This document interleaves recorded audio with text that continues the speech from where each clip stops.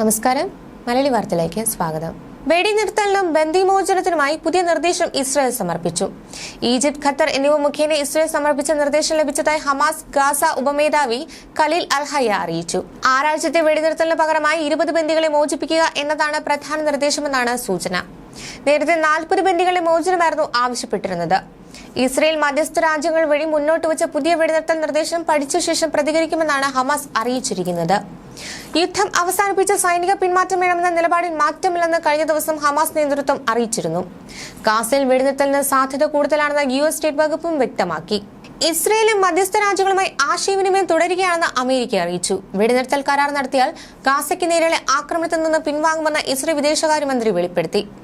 വെടിനിർത്തലിന് Israel മുന്നോട്ട് വെച്ച പുതിയ നിർദ്ദേശങ്ങൾ പഠിച്ചു വരികയാണെന്നും ഹമാസ് വെളിപ്പെടുത്തി. 2 ആഴ്ച മുമ്പ് ഹമാസ് നൽകിയ വെടിനിർത്തൽ വ്യവസ്ഥകൾക്ക് മറുപടിയായുള്ള നിർദ്ദേശങ്ങളാണ് ഇസ്രായേൽ കൈമാറിയിരിക്കുന്നത്.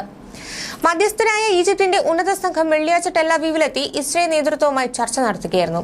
ഈജിപ്ത് അതിർത്തിയോട് ചേർന്ന തെക്കൻ ഗാസയിലെ റഫ ആക്രമിക്കുമെന്ന നിലപാടിൽ ഇസ്രായേൽ ഉറച്ചു നിൽക്കവെയാണ് വീണ്ടും സമാധാന ചർച്ച. ഈ മാസം ആദ്യം കൈറോയിൽ നടന്ന ചർച്ച പരാജയമായിരുന്നു. ഇന്നലെ പുലർച്ചെ റഫേലെ ടെൽ സുൽത്താൻ മേഖലയിൽ ഇസ്രായേൽ നടത്തിയ ബോംബിങ്ങിൽ 4 കുട്ടികളടക്കം ഒരു കുടുംബത്തിലെ 6 പേർ കൊല്ലപ്പെട്ടു. 4 മാസം പ്രായമായ പെൺകുഞ്ഞും കൊല്ലപ്പെട്ടവരിൽ ഉൾപ്പെടുന്നു. സെൻട്രൽ ഗാസയിലെ നുസൂറത്ത് അഭയാർത്ഥി ക്യാമ്പിലെ വീടുകളിൽ നടന്ന ബോംബാക്രമണത്തിൽ 5 പേരാണ് കൊല്ലപ്പെട്ടത്.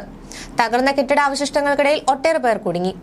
ഇതുവരെ ഗാസയിൽ 34,388 പലസ്തീൻകാർ കൊല്ലപ്പെട്ടു. 77,437 പേർക്ക് പരിക്കേറ്റു. വെസ്റ്റ് ബാങ്കിൽ ജനീൻ പട്ടണത്തിൽ ഇസ്രായേൽ പട്ടാളം 2 പലസ്തീൻ യുവാക്കളെ വെടിവെച്ചു കൊന്നു. 2 പേർക്ക് പരിക്കേറ്റു. അതേസമയം തങ്ങളുടെ മോചനം യാഥാർത്ഥ്യമാക്കാൻ നീക്കം നടത്തണമെന്നാവശ്യപ്പെട്ടുകൊണ്ടുള്ള ബന്ദികളുടെ പുതിയ വീഡിയോ ഹമാസ് പുറത്തുവിട്ടു. ഇതോടെ എത്രയും പെട്ടെന്ന് ബന്ദിമോചനം നടപ്പാക്കാൻ ഹമാസുമായി കരാർ രൂപപ്പെടുത്തണമെന്നാവശ്യപ്പെട്ട് ബന്ദികൾ രംഗത്തു വന്നു.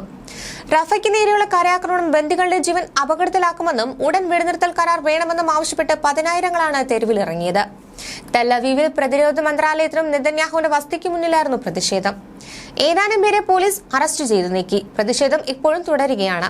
ഹമാസുമായുള്ള കരാറിന് ചില മന്ത്രിമാർ അനുകൂലമാണെങ്കിലും നെതന്യാഹു കടുത്ത നിലപാടാണ് സ്വീകരിക്കുന്നതെന്ന് ഇസ്രായേൽ മാധ്യമങ്ങൾ റിപ്പോർട്ട് ചെയ്തു. അമേരിക്ക അടക്കമുള്ള രാജ്യങ്ങളിൽ പലസ്തീന വിദ്യാർത്ഥി പ്രതിഷേധം തുടരുകയാണ്. ഗാസ യുദ്ധത്തിനെതിരെയും പലസ്തീൻ ജനതയ്ക്ക് അനുകൂലമായും അമേരിക്കൻ സർവകലാശാലകളിൽ തുടർന്ന പ്രക്ഷോഭം അമർച്ച ചെയ്യാനുള്ള ഭരണകൂട നീക്കം വിജയിച്ചില്ല. ഇന്ത്യാന സ്റ്റേറ്റ് യൂണിവേഴ്സിറ്റി ക്യാമ്പസിൽ ടെന്റ് കെട്ടി പ്രതിഷേധിച്ചതിന് 23 വിദ്യാർത്ഥികളെയാണ് അറസ്റ്റ് ചെയ്തത്. വംശഹത്യ കേസിൽ അന്താരാഷ്ട്ര ക്രിമിനൽ കോടതി അറസ്റ്റ് വാറന്റ് പുറപ്പെടുവിക്കുന്നത് തടയാൻ നെതന്യാഹു അമേരിക്കയുടെ പിന്തുണ തേടിയതായി മാധ്യമങ്ങൾ റിപ്പോർട്ട് ചെയ്തു. ന്യൂസ് ഡെസ്ക്, മലയാളി വാർത്ത.